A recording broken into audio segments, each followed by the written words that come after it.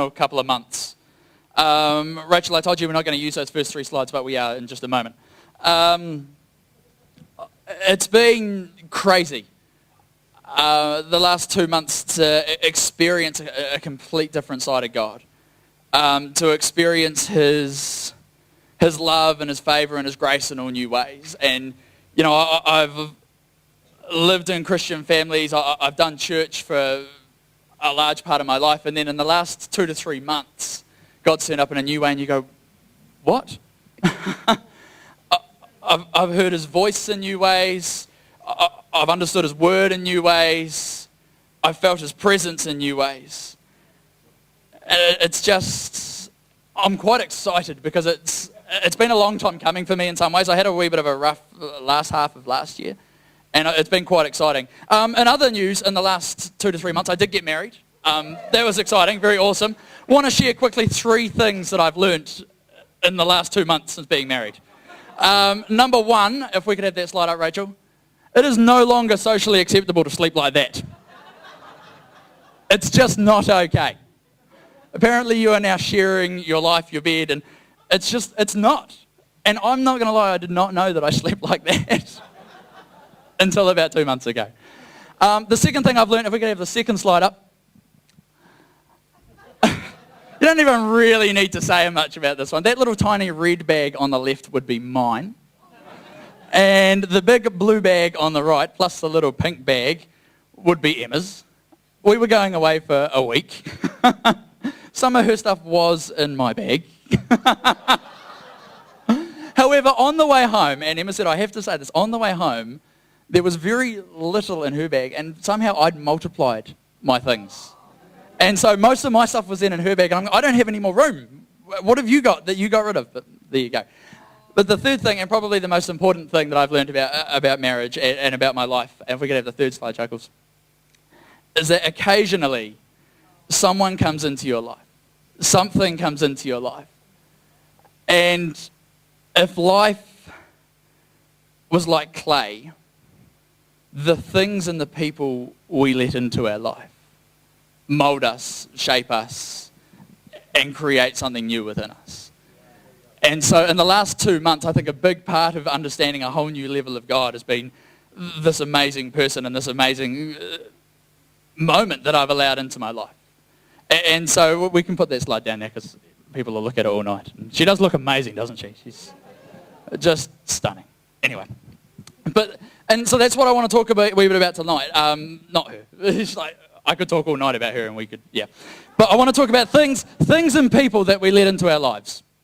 And how it shapes us and how it molds us. And so tonight, I've titled this message, God's Original Masterpiece. And again, if your life is like clay, or any art form for that matter, then whatever you let into your life, the things, the people, they mold your life. They begin to shape who you are and shape what you walk in. So yeah, I want to talk about God's original masterpiece. And you see, we are God's masterpiece. It says in Ephesians chapter 2 and verse 10, for we are God's masterpiece in the New Living Translation. He has created us anew in Christ Jesus so we can do the good things He has planned for us long ago. So it says in His word, we are God's masterpiece. Genesis chapter 1, verse 26 says, and God said, let us make human beings in our image. Let us make man in our image. So God, the master, the creator of the universe, says, let's make man in our image, in my image. So that's masterpiece right there, you know. But I want to go deeper into that tonight, and I want to start by deviating a little bit. I like what Ray said last time he preached. I'm going to do a wee bit of a Quentin Tarantino sort of thing. You know, we're going to go all over the show. We're going to tell some stories, and then we're going to put it all in the middle at the end, and it's going to make awesome sense. So I want to look at the story of Elijah. I've been really into the Book of Kings lately, and I was reading about Elijah, and this verse, I was talking to Rex Scott about it a while ago, and he gave me this book, and he said, go home and read this, and it'll change your life, and it did. But I just want to look at the brief part in 1 Kings chapter 17, verses 1 to 7. And it says, now Elijah the Tishbite from Tishbe in Gilead, and some other great names for you, Budgie, said to Ahab, as the Lord the God of Israel lives, whom I serve, There will be neither dew nor rain in the next few years except at my word. Then the word of the Lord came to Elijah. Leave here, turn eastward, and hide in the Cherith ravine, east of in the Jordan. You will drink from the brook. I have ordered the ravens to feed you there. So he did what the Lord had told him. He went to the brook Cherith, east of the Jordan, and stayed there. The ravens brought him bread and meat in the morning, and bread and meat in the evening, and he drank from the brook. Sometime later, the brook dried up because there had been no rain in the land. So I've spent a wee bit of time thinking about just that verse, and it's quite short, and it feels like the beginning of a story. And yet I've watched it unpack, and I've read a couple of different things, and I've spent some time praying about it, meditating about it, and again, God's just unfolded it. And I haven't actually really, I've read past there, but I keep going back to this one place at the moment, and it's like God goes, until we've done this, let's look at this bit, because there's so much in it. I want to start looking at the beginning of that. So just the whole big confusing thing here. Now Elijah the Tishbite from Tishbe in Gilead, open to pronunciation variations. I did a wee bit of reading about the place. Now, scholars and geologists and all sorts kind of debate about the exact location of, we know the region. It's like we don't know exactly where the city was, exactly where he grew up, where he lived. How many people know you come from a very abstract place when people don't know where you're from? I still tell people here, I'm from Blenheim. Oh, is that the North Island? I've had it. I'm not joking. I've had it. Oh, that's like Nelson 8, and sort of closer, but so essentially, Elijah was, to put it bluntly, a no one from nowhere. It's like wherever you came from wasn't significant enough for us to actually know where it is, but it's worth mentioning, apparently, in the scripture. And his name, Elijah, the root words that it's all made up of, it literally translates to the Lord is my God. So you carry on looking through that verse, and then the very next bit says to Ahab. Now, Ahab was the king of Israel at the time. There'd been a long sort of period of all these really bad kings, really rough kings. Things were going crazy. Things were getting worse and worse and worse. And it says that Ahab did more evil in the sight of God than anybody else. And it's like, okay, awkward. So, no one from nowhere turns up and says to Ahab, as the Lord, the God of Israel lives, whom I serve, there will be neither dew nor rain in the next few years except at my word. So no one from nowhere, who I won't call that for the whole night, turns up before the king, and goes, oh, just by the way, no rain until I say so. Because God says so. Okay. Fun. But it gets crazy from there. My first observation, I guess, in all of that is that he appears because Ahab had been, they'd set up all these worship spots for Baal. And there was this whole worship of this false god going on. And so Elijah, who's come from wherever he's come from, this is the first time he's mentioned. There's no build-up of, it's just, now Elijah, stage entrance left, please. And he goes straight to the king. And it says that the word came to Elijah after that. But he turns up. And he basically starts by declaring, as the Lord, the God of Israel lives. So he turns up and he goes, so you've got this God that you worship in this area that you call Israel. But I'm here to tell you that he's not God. Yahweh is God of Israel. He just turns up, he just says it. You got to get that. You can't just do that. You can't just roll up to the Prime Minister's house and go, I know you don't know who I am or where I'm from, but you got it wrong. I am very surprised that is not, and those were the days of Elijah, and that's the end. Sweet, well done. But so all this happens, and my big observation is that he declares right from the beginning who's really in charge. And it doesn't matter where you are, or where you're from, or who you are, or what you've done. Because God doesn't call the qualified, God qualifies the called. So, I think about that for the rest of the evening and just sit down and be quite happy with that. But it just trips me out, because I guess the most important thing, and I sat and looked at this for a couple of days, that I've got dreams on my life. People in this place, you have dreams on your life. You have things that you want to do, things that you want to see. You know, we were talking last week about asking for the nations. And all of a sudden you go, I'm just small. I can't change the world. And it's like, and this very verse is like, it doesn't matter who you are or where you've come from. God's got a call, God's got a purpose. And that's crazy. But the thing I want to address from there is this next bit, because for a lot of people, and a lot of stories you read, you build up, you know, those of you who are video gamers, you spend a whole week long of no sleep, no whatever, playing game after, like hour after hour after hour, and then at the very end you get to like fight the big gun, the king, you know, whatever, it's on. Elijah turns up, enter stage left, no one from nowhere, goes straight to the king, and you go, well, what happens from there?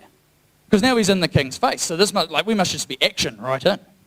But then right in the next verse, then verse 2, chapter 17, verse 2 in 1 Kings. The word of the Lord came to Elisha, leave here, turn eastward, and hide in the Kerith ravine, east of the Jordan. You will drink from the brook, and I have ordered the ravens to feed you there. Now, depending on what translation you're reading, there's also, like, in here it says Kerith, and then I've got Cherith. But the root words that it comes from, these two words, and the place, literally translates to cut down or cut off. And so Elijah, no one from nowhere, who's come up, he's just gone straight to the king. He goes, right, no rain, because my God, who just so happens to be the God of the entire place that you think you're in charge of, but you're not, says there's going to be no rain until my word. And so we're banging straight in the action, but instead of this going on, you'd think that the very next thing you want to do is be in his face all the time. No rain. No rain. Oh, just before you go and speak, no rain. What would that do to your confidence? But the very thing that God says is, I want you to go from here, and I want you to go to this place of cut down and cut off. There's going to be no one there. You're going to live by the river. You're going to drink from the stream. And I'm going to feed you with the ravens. Which in itself is a miracle, because ravens are very selfish creatures. And I don't know how that quite works. Like you go to this place, he doesn't really know much about it. Where are you going? Oh, I'm going to this river to be cut down and cut off. What are you going to do there? Oh, I'm going to drink from the stream, and the ravens are going to bring me food. Good luck. That'll be good. I'd have probably taken being killed by the king. Those were the end of the days of Elijah. But so he gets to this place, and I don't know what that looks like. I had a pastor in Blenheim who did this amazing reenactment of the ravens bringing you food. Mother ravens, there's a bird reference there. It doesn't pay to think about it, let's just not. But either way, and so he goes to this place. But the thing I noticed about this is God didn't say to him, look, your provision is here. God said, go there, and I will provide for you. And so often the first step for us is we've actually got to take a step out. And it's not always going to look like we think it's going to look. And we get there and go, right, that first day would be a bit awkward. I got the water. When do the ravens turn up? Are they turning up to eat me, or are they actually going to bring me food? But he gets there, and it carries on, and it says, you know, he did what the Lord had told him. He went to this brook, this Cherith brook, east of the Jordan, and he stayed there. The ravens brought him bread and meat in the morning, and bread and meat in the evening, and he drank from the brook. And it's like he spends some time in like a boot camp. And it's like God goes, right, I've put you somewhere. I've put you in a position of the influence. Look, the king ain't forgetting who you are while you're gone. Like, he remembers what you said. But you got to know what it means to rely on me. And as I was reading this in the last couple of months, I went, is that what's been going on? Because I've just felt. So, you know, you can get in a big pity party for yourself. Anyone here ever had a pity party for themselves? Like, do many people come? No. It wouldn't really be a successful pity party if they turned up, which just makes you more sad that no one came. But so this whole story starts off oddly. He confronts the king and ends up out at this river, and he's drinking and relying on these scavengers to provide food for him. He doesn't know really where he is, why he is, how long he's there for. And you look at verse 7 and it says sometime later. So it doesn't really tell us. It could have been a week, a month, a year. Who knows? It's just this long gap. And sometimes you get into these ruts, you get into these positions and you're going through the motions and you go, God, this is cool. God, you're providing for me. The ravens are turning up. Like, there's definitely a miracle there.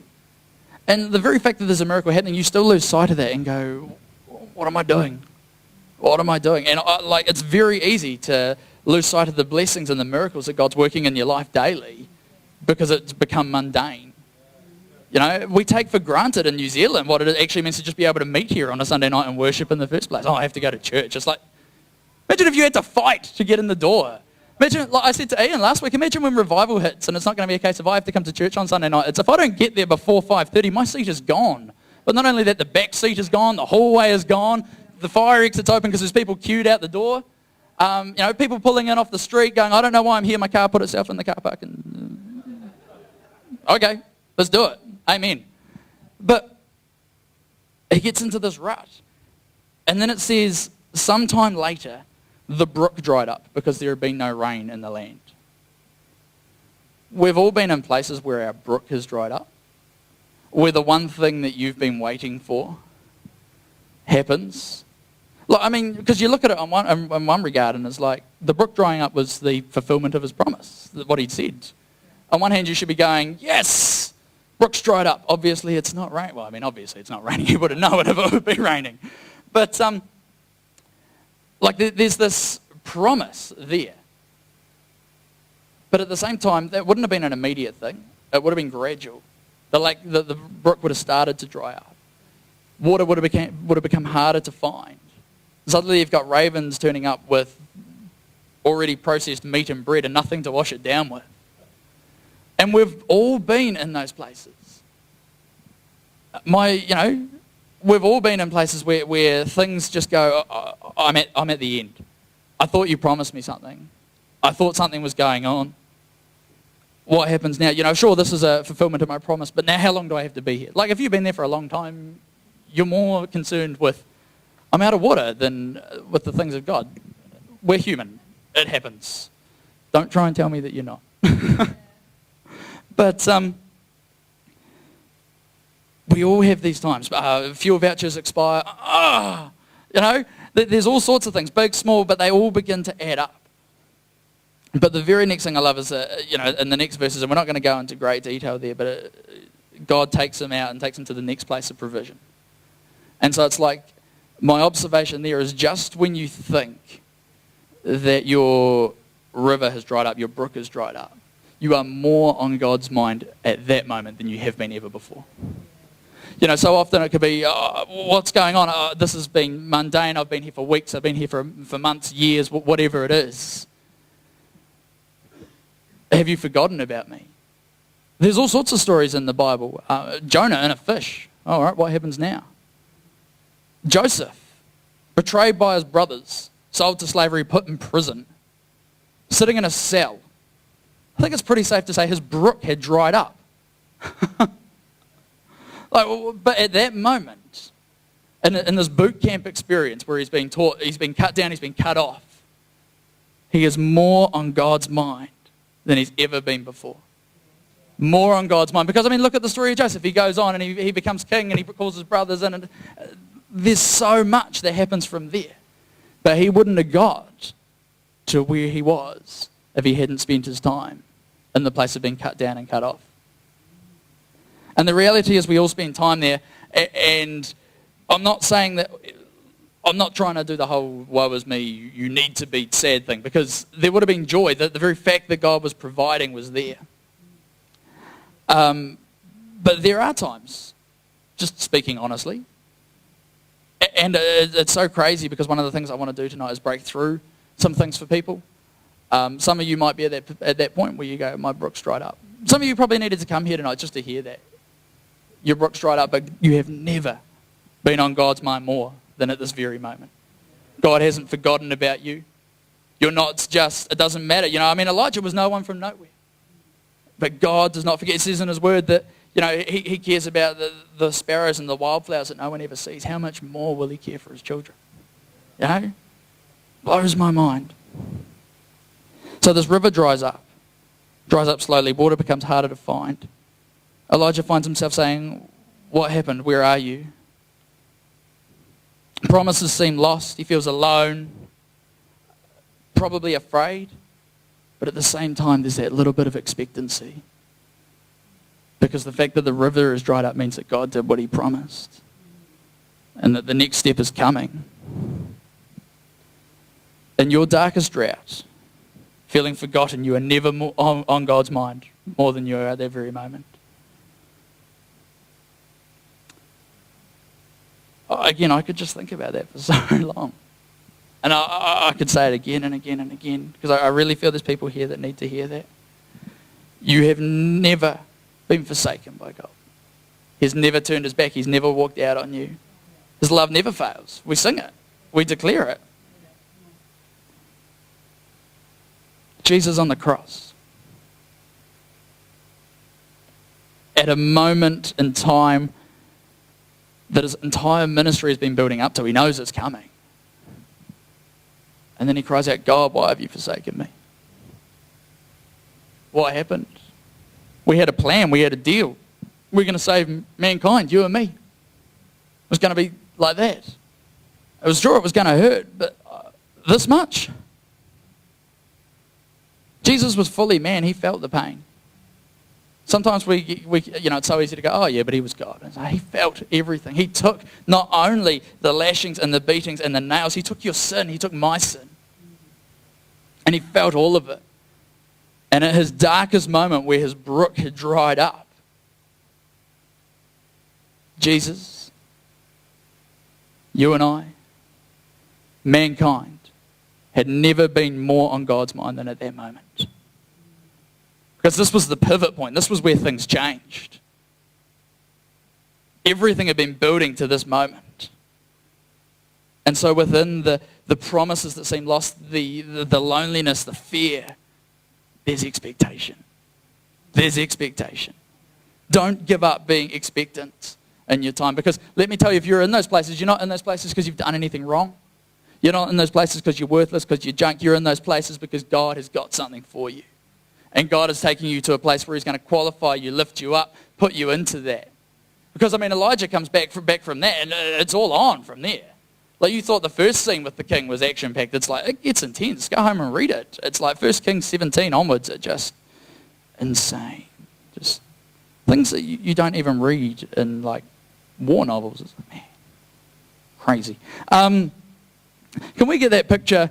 Because I was, again, talking about God's masterpiece tonight. Can we get picture number, it must be number 4. I don't know if any of you guys have seen this video. It's done its rounds. It's about 6 minutes long, but it's a street artist in New York. And he does these entire pictures all with spray paint. Like just cans. Like you've got the Statue of Liberty, the bridge, the buildings, the space in the background. It took him 6 minutes. I think I could work on that for like a week and go, there you go. But it amazes me that this masterpiece of God, what he creates, what this guy creates, but how much God creates. And if we look at the next picture, have you got that, Rachel? This is about halfway through now. It's upside down. But that on this side's that big planet that's like one of the main features of the other one. And it's all been coloured in black. And he already had it like done. If you watch the video, I recommend go home and watch it. Simply because it's amazing to watch. But he gets this whole planet done. He gets it perfected. And then he sprays black over it. And I'm sitting there going, what are you doing? It already looked good. And so that's what we do. We have this awesome moment in time. Elijah had this awesome moment in time.